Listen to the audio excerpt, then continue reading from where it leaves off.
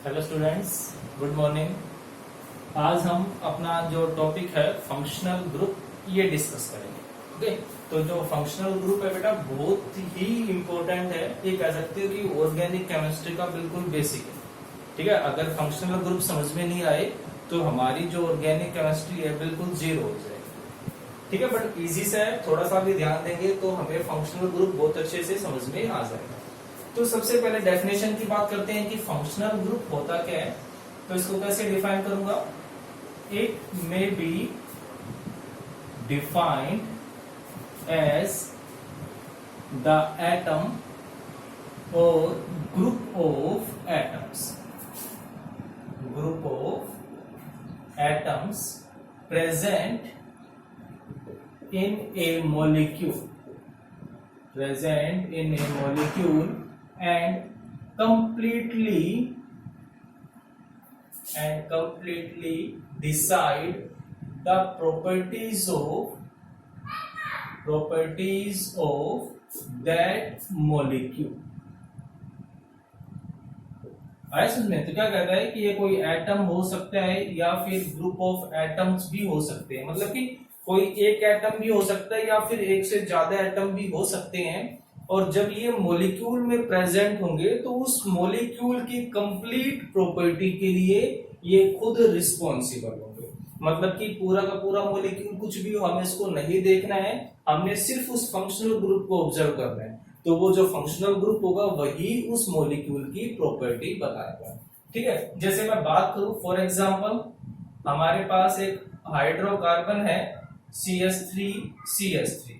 ठीक है, इथेन होता है, गैस है और कह सकते हो कि एज ए फ्यूल ये यूज होता है। अब मैं क्या करता हूं कि मैं यहां से एक हाइड्रोजन को हटा देता हूं। ठीक है, क्योंकि भाई अगर मुझे इसमें कोई ग्रुप जोड़ना है तो पहले तो कोई ना कोई साइड इसकी फ्री करनी पड़ेगी ना। कार्बन के तो 4 वैलेंसी पूरी हो चुकी है। तो जैसे मैं यहाँ से हाइड्रोजन हटाता हूं और उसकी जगह पे कोई दूसरा ग्रुप लाइक OH मैंने ऐड कर दिया, तो यहां पर क्या बन जाएगा CH3CH2OH। अब दिखने में क्या लग रहा है बेटा, जब आप इन दोनों को कंपेयर करोगे तो दिखने में क्या लगेगा कि भाई एक ऑक्सीजन का ही तो फर्क है, 2 कार्बन है, 6 हाइड्रोजन है, सिर्फ एक ऑक्सीजन का फर्क है। बट एक्चुअल में जब मैं इसकी प्रॉपर्टीज को देखूंगा तब इनकी प्रॉपर्टी बिल्कुल अलग हो चुकी है। अब ये क्या बन गया, एल्कोहल। ठीक है, अब ये अल्कोहल बन गया, इसकी प्रॉपर्टी फिजिकल और केमिकल हर प्रॉपर्टी अलग है। ये गैसियस फॉर्म में होता है जबकि ये लिक्विड फॉर्म में होता है। ये गैसियस फॉर्म में है, ये लिक्विड में है, इनकी chemical properties physical properties completely different हो गई। तो हम किसको ऑब्जर्व किया, हमने इस OH को। ठीक है, अब मैं जैसे एक दूसरा मॉलिक्यूल में और लिखूं, अब मैं ये मॉलिक्यूल लिखता हूं मैं। ठीक है, तो अब यहां पर 2 कार्बन है जबकि यहां पे 3 कार्बन है, बट जो सिमिलरिटी है यहां पर भी OH है और यहां पर भी हाइड्रोक्साइड ग्रुप है। समझ में आ रहा है भी, यहां पर तो सिर्फ एक ऑक्सीजन का फर्क था जब मैंने इन दोनों को कंपेयर किया, बट प्रॉपर्टी बहुत ज्यादा है। और जब मैं इन दोनों को कंपेयर कर रहा हूं तो सिर्फ एक CH2 का डिफरेंस है ना भी, एक तो सिर्फ एक ऑक्सीजन का डिफरेंस, तो यहाँ पर एक कार्बन और 2 हाइड्रोजन, मतलब टोटल 3 एटम का डिफरेंस हो गया। जबकि इन दोनों की प्रॉपर्टीज बिल्कुल एक जैसी होगी, properties will be similar because the functional group is same. तो आई बात समझ में? तो वही चीज कहना चाहता है कि जितने भी ऑर्गेनिक कंपाउंड्स हैं उनकी जो प्रॉपर्टीज है, हम वो प्रॉपर्टीज किसको देख के बताएंगे, फंक्शनल ग्रुप। तो अगर फंक्शनल ग्रुप सेम है तो उनकी प्रॉपर्टीज कंफर्म है कि सिमिलर होंगी। अगर उनका फंक्शनल ग्रुप डिफरेंट है तो उनकी जो प्रॉपर्टीज होंगी वो भी बेटा क्या हो जाएंगी, वो डिफरेंट हो जाएंगी। तो इस तरीके से हमारे पास बहुत सारे फंक्शनल ग्रुप है, बट बेसिकली 10th लेवल पे जो नंबर ऑफ फंक्शनल ग्रुप्स है वो बहुत कम है, इसलिए याद करने में भी इजी रहेगा। बट आप उनको बहुत अच्छे से ऑब्जर्व करोगे, याद करोगे, समझ के, वरना फिर मिस्टेक्स हो जाएंगे। तो हम अब कर रहे हैं फंक्शनल ग्रुप के एग्जांपल्स। ठीक है, एक टेबल बनाते हैं जिसमें हमारे पास फंक्शनल ग्रुप होगा, फंक्शनल ग्रुप। ठीक है, उनका फॉर्मूला होगा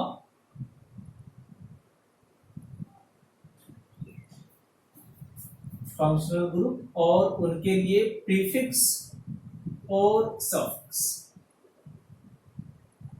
ठीक है, और यहां पर आप उसके एग्जाम्पल भी लिख सकते हो। अब आप जब देखोगे बेटा, अब भी फंक्शनल ग्रुप नाम हो जाएगा, ठीक है, फॉर्मूला भी हो जाएगा, ठीक है, बट ये प्रीफिक्स और सफिक्स आप हिंदी में ही पढ़ते हो, इंग्लिश ग्रामर में ही पढ़ते हो कि प्रीफिक्स क्या होता है, सफिक्स क्या होते हैं, है ना।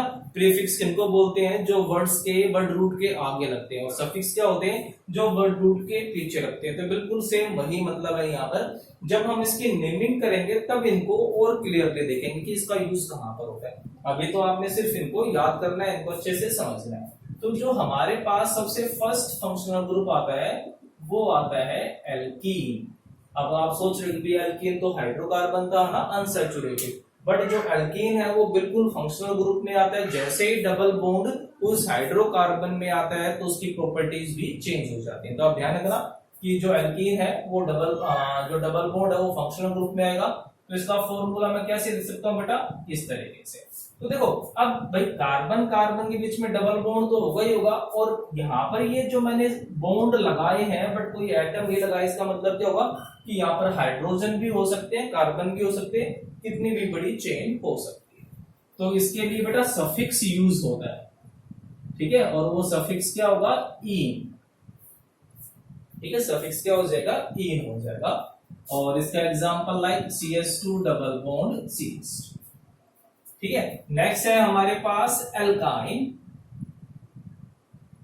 नेक्स्ट है एल्काइन। अब आपको याद आ गया होगा कि YNE, लास्ट में अगर YNE मेंशन है तो इसका मतलब क्या होता है कि ट्रिपल बॉन्ड है वहां, ठीक है। ट्रिपल बॉन्ड है तो ट्रिपल बॉन्ड के लिए जो सफिक्स होगा उसको हम क्या बोलेंगे, आइन बोलेंगे। ट्रिपल बॉन्ड के लिए सफिक्स क्या यूज होता है बेटा, आइन, ठीक है। और इसका एग्जांपल भी लिखना हो हमें तो CH ट्रिपल बॉन्ड CH, ठीक है।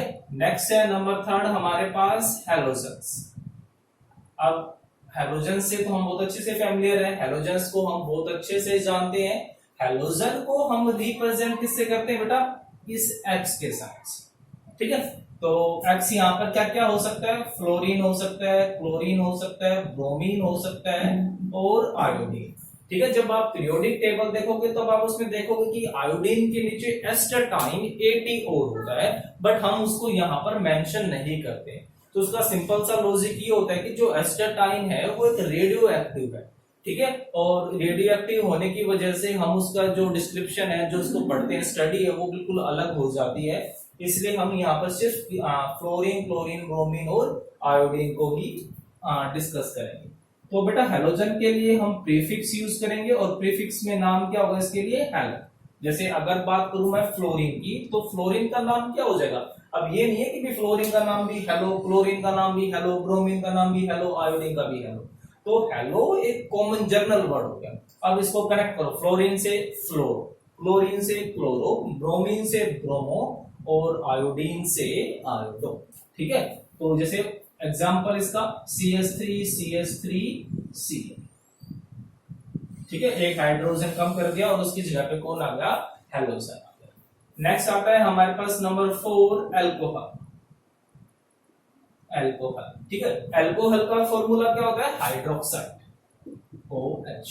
फिर से मैंने यहाँ पर डैश लगाया, मतलब बॉन्ड है, यहाँ पर कोई ना कोई एटम जुड़ेगा, क्योंकि जो ऑक्सीजन की वैलेंसी 2 होती है, एक तो हाइड्रोजन के साथ जुड़ गया, अब दूसरा यहाँ पर कोई भी कार्बन की चेन हो सकती है। इसके लिए हम सफिक्स यूज करते हैं, और इसके लिए सफिक्स क्या होगा, यूज ओल, ठीक है, याद करने में इजी रहेगा। एल्कोहल में क्या आता है लास्ट में, ओल, तो इसलिए नाम हो गया, इसके लिए हम यूज करेंगे ओल, ठीक है बेटा। ये तो उसका फॉर्मूला हो गया, और मैं इसको बोलूंगा क्या, ओल बोलूंगा, ठीक है। अब जैसे एग्जांपल इसका CH3OH, CH3OH, टेंशन वाली बात नहीं है, नेमिंग बहुत ज्यादा इजी है, आप नेमिंग भी सीखेंगे और बहुत इजीली आप सीख भी जाओगे, ठीक है। नेक्स्ट है नंबर 5 एल्डिहाइड। नेक्स्ट है हमारे पास एल्डिहाइड, और एल्डिहाइड का फॉर्मूला बिल्कुल ध्यान से याद रखो, ठीक है। क्या कह रहा है, C डबल बॉन्ड O, इसको हम बोलते हैं बेटा कार्बोनिल ग्रुप, इसको C डबल बॉन्ड O। उसके भी कार्बन पे 4 बॉन्ड हो गए ना, तो कार्बन के एक साइड कौन जुड़ गया, H, मतलब कार्बन के 3 बॉन्ड तो पूरे हो गए। अभी ये चौथा जो बॉन्ड है यहाँ पर कार्बन भी जुड़ सकता है और हाइड्रोजन भी जुड़ सकता है, कोई भी अटैच हो सकते हैं, कार्बन की चेन भी हो सकती है और हाइड्रोजन भी हो सकता है यहाँ पे। बट ये जो CHO है वो बिल्कुल फिक्स हो गया यहाँ पे। तो एल्डिहाइड के लिए जो सफिक्स होगा वो कौन होता है बेटा, नाम में ही है Al, अल। तो एल्डिहाइड के लिए क्या यूज करूंगा, अल, और एल्कोहल के लिए क्या यूज करूंगा मैं, O। अब इसका एग्जाम्पल क्या होगा, जैसे भाई CH3 है, जैसे अज्यूम करो मेरे पास एक कार्बन है, एक कार्बन का हाइड्रोकार्बन क्या होगा, CH4, पता है सबको। अब मैं इसका एक हाइड्रोजन हटा दूं, CH3 बन गया, बैलेंस खाली हो गई, और इसकी जगह पे क्या लगा दोगे, इस फंक्शनल ग्रुप को। तो बेटा आप इसको सिंपल ऐसे भी लिख सकते हो, CH, ठीक है, जो मैंने ये लिखा, अब इसको आप सीधा CHO भी लिख सकते हो, गलती नहीं होगी। क्लियर है। नंबर 6 आता है हमारे पास कीटोन। नंबर 6 आता है हमारे पास कीटोन। कीटोन भी कार्बोनिल से ही बिलोंग करता है। इसमें बच्चे बहुत कंफ्यूज होते हैं दोनों में, क्योंकि दोनों में लगभग एक जैसा। फर्क क्या है, C डबल बॉन्ड हो मतलब carbonyl group, CO carbonyl group दोनों जगह। एल्डिहाइड में क्या कहता है कि इस CO से हाइड्रोजन जुड़ सकता है। भाई एक हाइड्रोजन तो फिक्स है यहाँ पे, और दूसरी तरफ हाइड्रोजन भी हो सकता है और कार्बन की चेन भी हो सकती है। बट कीटोन में ऐसा बिल्कुल भी नहीं है, दोनों तरफ ही कार्बन की चेन जुड़ेंगी। हम R का मतलब यहाँ पर क्या लेके चलते हैं, ए चेन ऑफ कार्बन, ठीक है। तो दोनों तरफ ही कार्बन की चेन, अगर इन दोनों में से एक हाइड्रोजन भी आ गया तो उसका मतलब वो एल्डिहाइड हो जाएगा। समझ में दोनों में डिफरेंस, C डबल बॉन्ड दोनों में ही है। अगर इसके साथ एक हाइड्रोजन भी जुड़ गया तो एल्डिहाइड, अगर एक भी हाइड्रोजन नहीं है, दोनों तरफ ही कार्बन की चेन है, तब वो कौन हो जाएगा, कीटोन हो जाएगा। और इस कीटोन के लिए जो हम सफिक्स यूज करेंगे वो सफिक्स होता है हमारा ओन, कीटोन के लिए, ठीक है। तो कीटोन के नाम में ही आ रहा है यहाँ पर ONE, तो इसको वन नहीं बोलेंगे, इसको आप क्या बोलोगे, ओन बोलोगे, ई साइलेंट है यहाँ पे कीटोन, ठीक है। इसको क्या बोलोगे आप, ओन बोलोगे, तो इसका सफिक्स हो गया ओन। अगर मैं अब इसका फॉर्मूला लिखूं तो आप खुद सोच के देखो कि इसके अंदर कम से कम मिनिमम कार्बन एटम्स कितने होंगे। भाई C डबल बॉन्ड O हो गया, दोनों तरफ कार्बन है, तो कम से कम एक एक कार्बन तो होगा ही होगा। तो कीटोन में कम से कम 3 कार्बन होंगे, ठीक है। ज्यादा बेशक हो जाए, बट जो मिनिमम कीटोन में है वो कितने होंगे बेटा, 3 कार्बन होंगे। तो दोनों में डिफरेंस समझ में आए ना, कि अगर मैं इसको चेंज करूं तो यहाँ पर क्या हुआ, मतलब इसमें यहाँ पर एक तरफ H हो गया, जबकि यहाँ पर एक भी H directly C double bond O से जुड़ा हुआ नहीं होगा, ठीक है। नंबर 7 पे आते हैं हमारे पास carboxylic acid. Carboxylic acid number 7, ठीक है। तो ये जो है सबसे ज्यादा रिएक्टिव होता है, इसलिए ये सबसे मेन है यहाँ पे इन फंक्शनल ग्रुप में। इसका फॉर्मूला देखो, कार्बोक्सिल ग्रुप 2 से मिलकर बना हुआ है। कार्बो मतलब कार्बोनिल प्लस हाइड्रोक्सिल। कार्बोनिल कौन सा हो गया, C डबल बॉन्ड O, और हाइड्रोक्सिल कौन सा हो गया, हाइड्रोक्सी ग्रुप। तो यहां से बना कार्बोक्सिलिक, ठीक है। कार्बोक्सिलिक का मतलब क्या हुआ, it is a combination of 2 functional group, ठीक है। 2 फंक्शनल ग्रुप के कॉम्बिनेशन से बना है कार्बोनिल एंड हाइड्रोक्सिल, ठीक है। और इसके लिए सफिक्स हम क्या यूज करते हैं बेटा, इसके नाम में ही है कार्बोक्सिलिक एसिड, तो नाम हो गया ओइक एसिड, ओइक एसिड, ठीक है। अब दूसरी बात ध्यान से बेटा, कि यहाँ पर हाइड्रोजन भी अटैच हो सकता है और कार्बन की चेन भी हो सकती है। यहाँ पर ऐसे कोई बाउंडेशन नहीं है, हाइड्रोजन भी हो सकते हैं और कार्बन की चेन भी हो सकती है। इसका example CH3 C double bond O OH हो गया, ठीक है। हाइड्रोजन भी हो सकता था और कार्बन की चेन भी हो सकती थी। और लास्ट है हमारे पास एस्टर, जो नंबर 8 पे आता है, एस्टर है, ठीक है। इस बार एस्टर से NTSC में क्वेश्चन भी पूछा गया था, तो अगर आप ध्यान से याद रखोगे तो फंक्शनल ग्रुप इंपॉर्टेंट है। CBSE में तो क्वेश्चन पूछे जाते हैं, KVPY और NTSC में भी क्वेश्चन आते हैं यहाँ से। तो हमारे पास जो नेक्स्ट है नंबर 8 पे जो आता है वो है एस्टर, ठीक है। फंक्शनल ग्रुप तो बेटा बहुत सारे होते हैं, 15 से ज्यादा होते हैं, बट हमारे पास 10th में NTSC के लिए भी सिर्फ इतने ही तुमने याद करने हैं। तो जो एस्टर है वो बेटा डेरिवेटिव है कार्बोक्सिलिक एसिड का, मतलब उसको कार्बोक्सिलिक एसिड से ही बनाया जाता है। तो जो एस्टर होगा उसका ये फॉर्मूला, तो वही है ना सेम, बस H की जगह पे कौन आ गया बेटा, यहाँ पे कार्बन की चेन। यहाँ पर कुछ भी आ सकता है, यहाँ पर हाइड्रोजन भी हो सकता है, कार्बन की चेन भी हो सकती है, बट जहां पर ये H है वहां पर कौन होगा, एक कार्बन की चेन। यहाँ पर कुछ भी जुड़ सकता है, कार्बन के साथ कुछ भी हो सकता है, कंफ्यूज मत होना। जबकि ये जो ऑक्सीजन है इसके साथ कौन अटैच होगा, एक कार्बन की चेन ही आएगी। तो इसके लिए सफिक्स हम क्या यूज करते हैं, ओइट। ठीक है, तो हम इसके लिए क्या यूज करेंगे, ओइट करेंगे। जब हम नेमिंग सीखेंगे तब समझ में भी आ जाएगा। और इसका एग्जांपल देखो, मैं दोनों एग्जांपल करवा रहा हूं। जैसे कि भाई मेरे पास कौन है, C double bond O O, तो यहाँ पर तो कार्बन की चेन आनी है। तो जैसे मैंने यहाँ पर CH3 ले लिया, और यहाँ पर भी कार्बन की चेन भी हो सकती है और हाइड्रोजन भी यहाँ पर अटैच हो सकता है। यहाँ पर दोनों ही चीजें आ सकती हैं। तो ये चीज आप ध्यान रखना कि इसके साथ कार्बन की चेन भी हो सकती है, हाइड्रोजन भी अटैच हो सकता है, बट इस ऑक्सीजन के साथ ऑलवेज कार्बन की चेन ही जुड़े। तो ये आपने फंक्शनल ग्रुप हो गई। ये फंक्शनल ग्रुप आपने बहुत अच्छे से याद भी करने हैं और इनको मेन बात है वो समझना है अच्छे से, वरना फिर इनमें गलती हो गई तो हम ऑर्गेनिक सीख ही नहीं पाएंगे। ओके बेटा, तो इनको अपने फेयर नोटबुक में भी लिखना और उनको याद भी करते रहना। Okay, thank you.